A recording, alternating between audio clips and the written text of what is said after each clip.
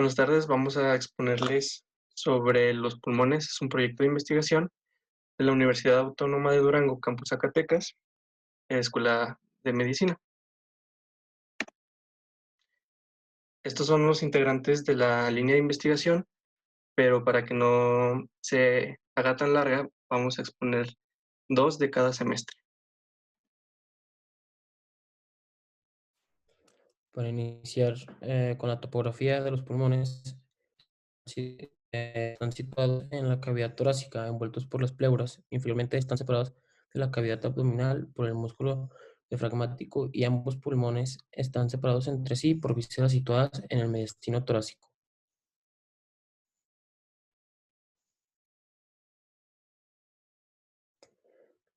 La configuración externa y relaciones anatómicas presentan lo que viene siendo una cara externa o costal convexa, una cara interna mediastínica cóncava, vértice superior, base inferior y bordes anterior, posterior e inferior. En la cara o costal se aumenta de adelante hacia atrás, se amolda a la pared lateral del tórax, flancos de la columna vertebral, se separa de la pared torácica por la pleura y fascia endotorácica.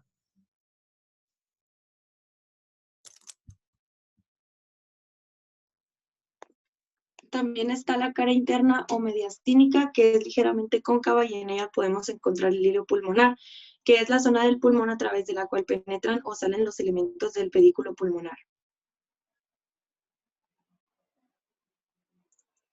El hilio derecho principalmente tiene el bronquio atrás y arriba.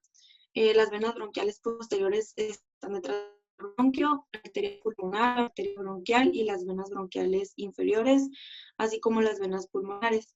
Y en el hilio izquierdo, los canales verticales principalmente se van a relacionar con los troncos braquicefálicos.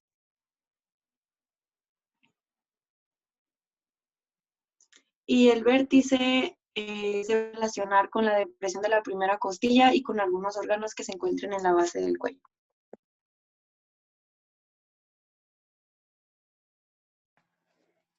El primer trimestre, semana de la 1 a la 13, los órganos comienzan a desarrollarse. Se desarrolla el aparato respiratorio. El primordio del aparato respiratorio se reconoce ya en el embrión de cuarta semana de gestacional. Aparece como una evaginación endodérmica de la pared ventral del intestino anterior. La yema pulmonar forma la tráquea y dos bolsas laterales. Las yemas bronquiales, al comenzar la quinta semana, ambas se agrandan dando origen a los bronquios principales derecho e izquierdo. Los vasos pulmonares tienen su desarrollo en la quinta semana. Arterias y venas se desarrollan conjuntamente. Antes del nacimiento, su desarrollo está relacionado estrechamente con el crecimiento bronquial. La inervación del pulmón simpática y parasimpática se establece durante la sexta semana de gestación. Irrigación. A los pulmones los irrigan dos tipos de circulación. La pulmonar es de gran volumen y baja presión, procede del ventrículo derecho. La bronquial es la alimentación sistémica de los tejidos pulmonares, nace en la aorta. En el caso de los pulmones, la sangre venosa que será oxigenada se distribuye por las arterias, que una vez dentro del pulmón se ramifican de los bronquios hasta la red de capilares pulmonares que rodea la alveola. Ya oxigenada, la sangre pasa a las vénulas y de ahí a los pulmonares que regresan al hilo y conducen la sangre al corazón. Para el final de la semana 16 ya se ha alcanzado el número de generaciones bronquiales que tendrá al nacer. A partir de la semana 18 y hasta la 27 se inicia la etapa canalicular. Los bronquiolos terminales se dividen para formar los bronquios respiratorios y ductos alveolares, en forma de sacos, los que constituyen las estructuras aciniares. Se da el gas al epitelio y se aproximan los capilares que yacen justo por debajo de este. Hacia el final de esta etapa, la periferia del pulmón está constituida por sacos transitorios que se han formado gracias a la disminución en la cantidad de mesénquima. Los capilares en esta etapa se forman por angiogénesis y las células en división se encuentran en los túbulos capilares más que en el mesenquima indiferente. Al séptimo mes, los bronquiolos experimentan la fase sacular y la irrigación vascular se incrementa. Los bronquiolos terminales se dividen en bronquiolos respiratorios y estos en conductos alveolares, que terminan en los sacos terminales. Al final del mes, el número de sacos alveolares y capilares maduros es suficiente para garantizar el intercambio gaseoso. Las concentraciones de surfactante aumentan a la semana 34, mientras que cierta cantidad de este fosfolípido llega al líquido amniótico y actúa sobre los macrófagos de la cavidad amniótica. Estos macrófagos migran por el corión hacia el útero, donde se sintetizan las proteínas del sistema inmunitario. Los movimientos respiratorios fetales inician antes del nacimiento y generan la aspiración de líquido amniótico. Al nacimiento, la mayoría del líquido pulmonar se absorbe por los capilares sanguíneos y linfáticos. Poco quizás es expulsado por la tráquea y los bronquios durante el parto. El surfactante se deposita y forma una capa delgada de fosfolípidos sobre las membranas celulares alveolares. La inervación. Los plexos pulmonares derecho e izquierdo, anteriores y posteriores a la raíz de los pulmones, reciben aportaciones simpáticas de los tronos simpáticos derecho e izquierdo y aportaciones parasimpáticas de los nervios vago, NC, X, derecho e izquierdo.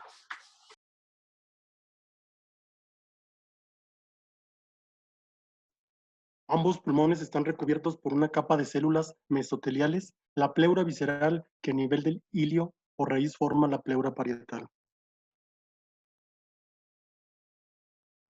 El pulmón como órgano macizo, tabiques conectivos, árbol de tejido conectivo, tejido intersticial.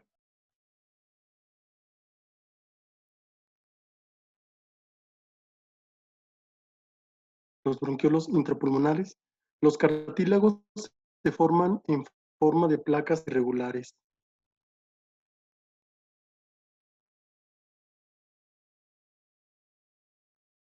La mucosa, epitelio, lámina propia, fibras musculares lisas. El epitelio pasa de ser pseudoestratificado cilíndrico ciliado con células calciformes a simple cilíndrico ciliado y con células calciformes. La lámina propia es rica en fibras elásticas y reticulares, además de fibroblastos, contiene linfocitos, mastocitos, eosinófilos y ocasionales. En la lámina propia existe la presencia de varios haces de tejido elástico paralelos a todo lo largo del árbol bronquial. Entre la mucosa y la submucosa existe una capa de fibras musculares lisas dispuestas en espirales.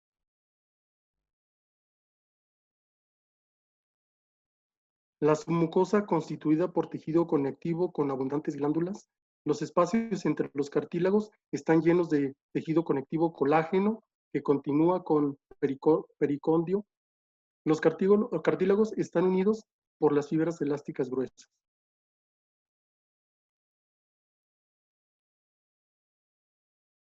La adventicia, tejido conectivo con vasos reguladores sanguíneos que se unen al tejido pulmonar adyacente.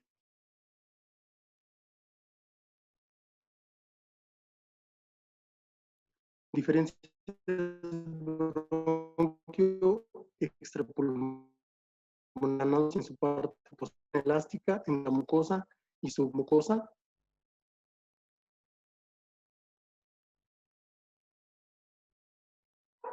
Bronquio intrapulmonar, anillos cartilaginosos muy irregulares, muchos de los cuales rodean todo el bronquio. Contorno cilíndrico, tejido muscular entre mucosa y submucosa.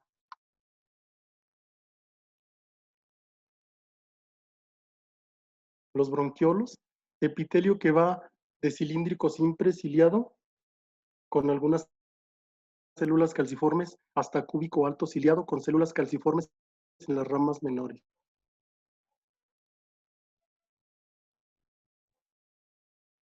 La porción respiratoria.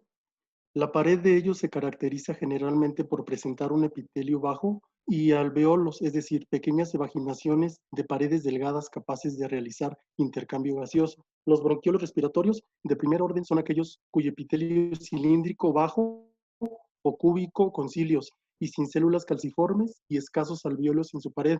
con los de segundo orden poseen un epitelio cúbico y cilios y un mayor número de alvéolos, y los de tercer orden presentan una pared casi totalmente alveolizada.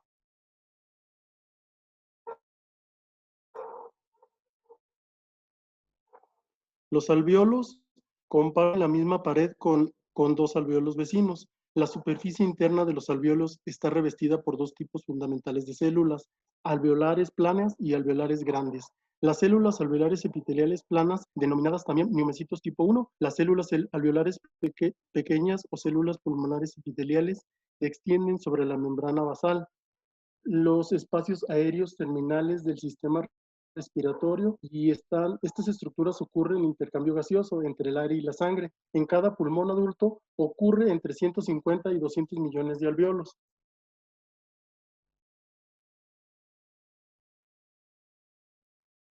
Células del epitelio alveolar. La superficie alveolar forma una interfaz biológica vulnerable que está sometida a muchas fuerzas superficiales detestables y a la exposición continua de partículas. El epitelio alveolar se compone de varias células especializadas, algunas de las cuales desempeñan funciones defensivas y protectoras. Células alveolares tipo 1, monocitos tipo 1, conocidos como miomocitos tipo 1, comprenden entre el 40% de su totalidad de las células del revestimiento alveolar. Son células planas, delgadas y revisten la mayor parte de la superficie, el 95% de los alvéolos. Las células alveolares tipo 2, llamadas también neumocitos tipo 2, son células de tabiques con células secretoras. En las células cúbicas están dispuestas entre las células tipo 1, pero con la tendencia a cargarse de las uniones aceptables. Las células de cepillo también están en la pared alveolar, pero en una cantidad escasa. El surfactante superficial y alveolar participa activamente en la eliminación de materiales extraños.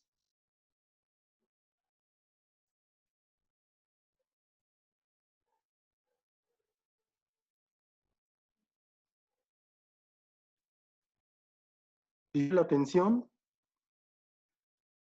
las proteínas surfactantes son las proteínas que contribuyen a organizar la APA de esta sustancia y modulan la respuesta inmunitaria alveolar. Los fosfolípidos para la estructura y la función del surfactante son necesarias las proteínas hidrófobas. Estas proteínas son las siguientes: proteínas surfactantes tipo CPA, que son las más abundantes del surfactante, son las responsables de la unidad del surfactante, modula la respuesta inmunitaria contra virus, bacterias y hongos. Las proteínas surfactantes tipo las proteínas más importantes para la transformación del cuerpo luminal. Las proteínas tipo C en el 1% de la del surfactante. Y aquí la barrera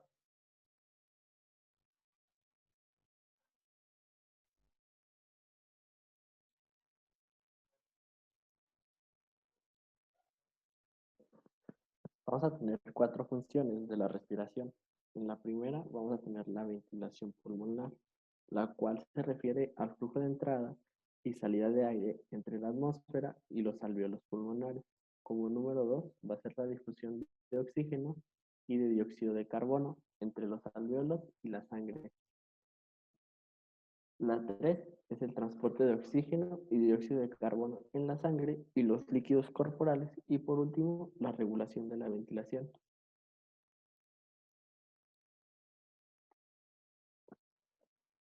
La mecánica de la ventilación pulmonar. Aquí los pulmones van sobre la base de la caja torácica, que está formada por el diafragma.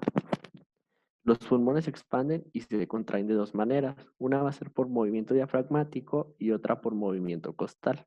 En el diafragmático es una respiración que conocemos y que se denomina como tranquila. Aquí el diafragma se mueve hacia abajo para alargar la caja torácica y hacia arriba para acortarla.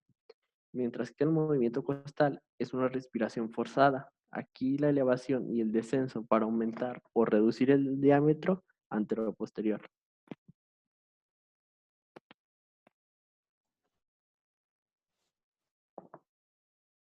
Vamos a tener también el movimiento diafragmático, que se divide en dos, en la inspiración y en la expiración.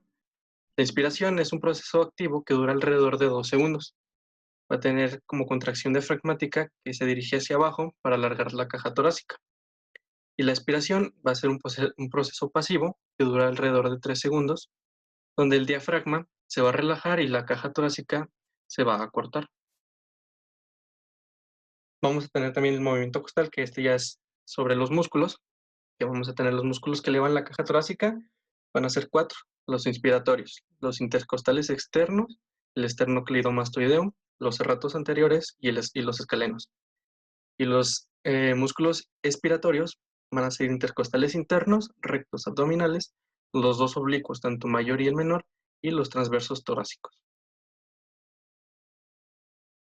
Vamos a entrar con unas definiciones, que es complianza pulmonar, que es la distensibilidad determinada por su cambio de volumen con la presión, y la distensibilidad es la propiedad que permite el alargamiento de las estructuras, la cual es determinada por las fuerzas elásticas de los pulmones. Aquí las fuerzas propias del tejido pulmonar van a ser las fibras de elastina y de colágeno. Y va a tener la fuerza producida por la tensión superficial, que esta es básicamente la que genera el líquido que tapiza las paredes internas de los alvéolos. Definiendo, vamos a tener la tensión superficial, en la cual en la superficie alveolar van a existir moléculas de agua.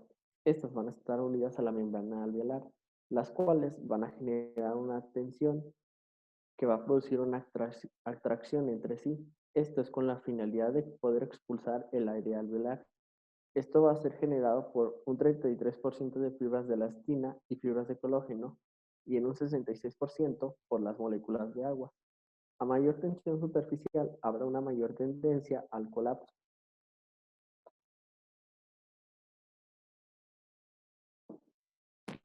Volúmenes pulmonares. Vamos a tener volumen corriente, el cual definimos como el aire que se inspira o se expira en cada respiración normal. Su valor normal es de 500 mililitros. El volumen de reserva inspiratorio tiene un valor normal de 300 mililitros. Aquí es la cantidad máxima de aire que podemos inspirar. El volumen de reserva expiratoria tiene un valor de 1100 mililitros y es la expiración máxima de aire. Por último, el volumen residual que tiene un valor promedio de 1200 mililitros. Y aquí, este es el volumen de aire que queda en los pulmones después de una inspiración forzada.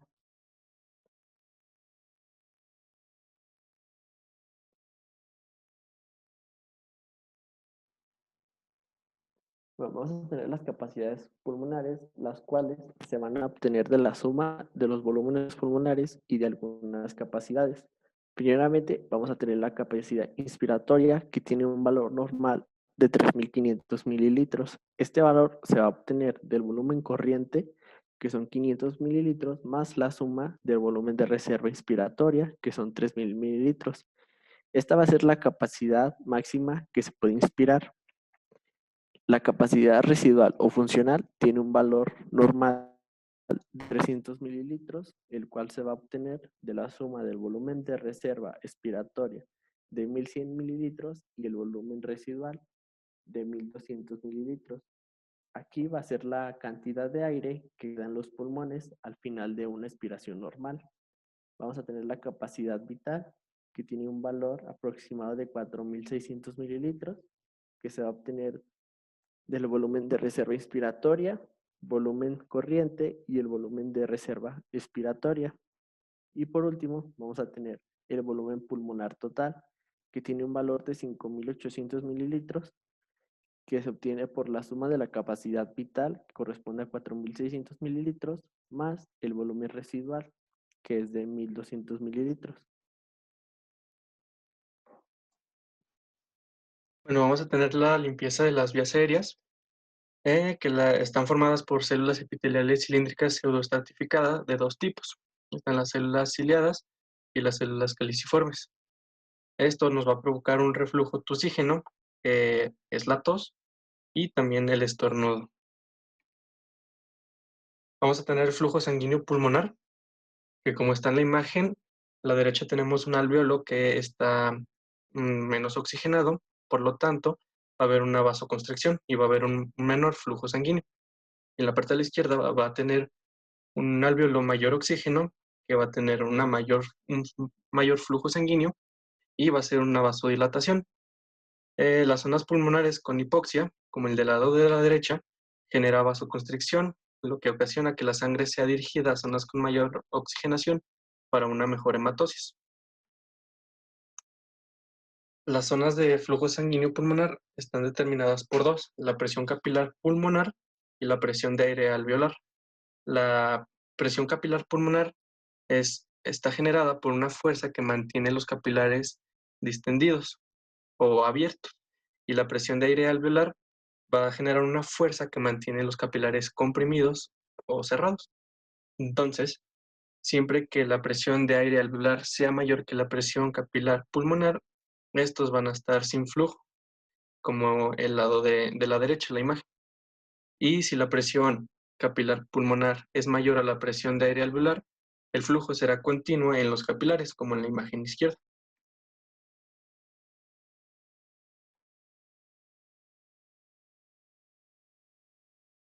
Vamos a tener tres zonas de flujo sanguíneo pulmonar. La primera es la zona 1, en la cual va a haber una ausencia de flujo durante todas las fases del ciclo cardíaco, como podemos observar en la imagen. Esto es debido a que la presión capilar pulmonar va a ser menor a la presión de aire alveolar. Esto se presenta generalmente en patologías como el asma.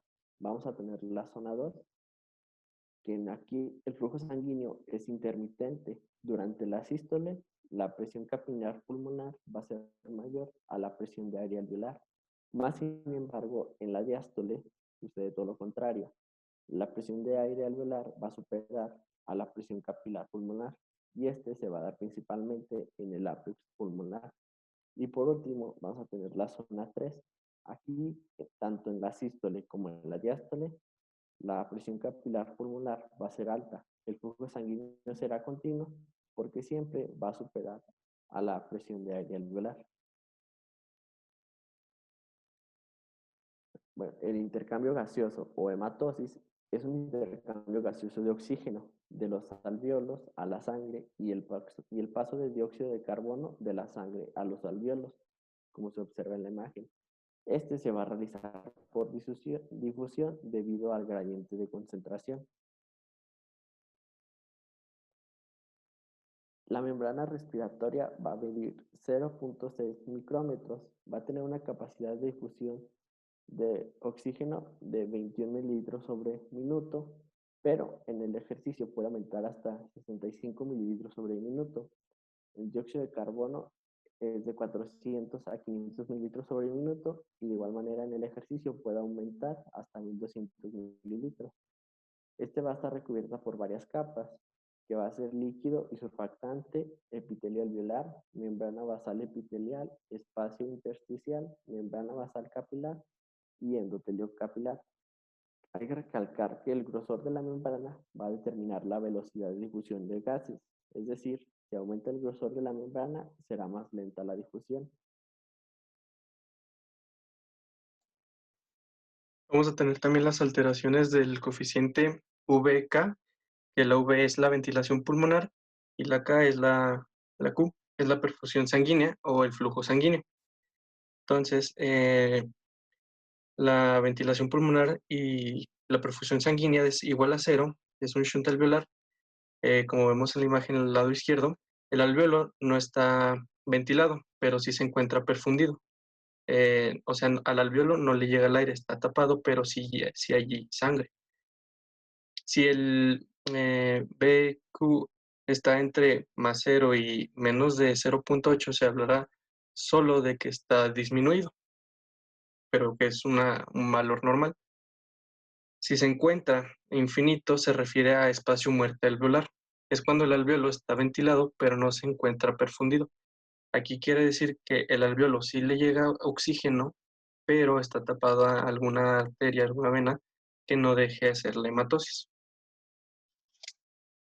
Vamos a tener la curva que nos habla de los factores que aumentan la afinidad de la hemoglobina al oxígeno.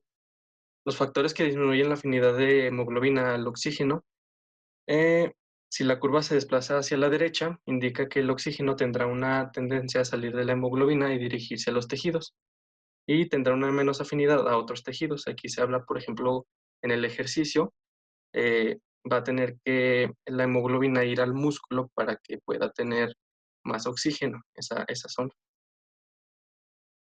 Y cuando la curva se desplaza hacia la izquierda, nos indica que la hemoglobina tendrá una mayor afinidad por el oxígeno y se liberará menos oxígeno a los tejidos.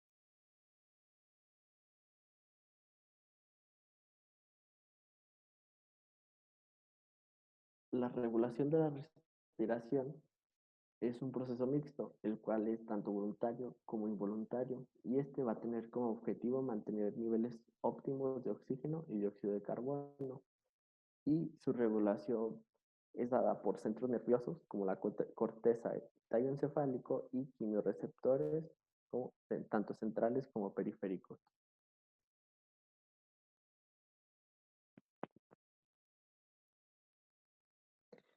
Esto sería todo de nuestra parte. Así concluimos nuestro trabajo correspondiente a nuestra línea de investigación.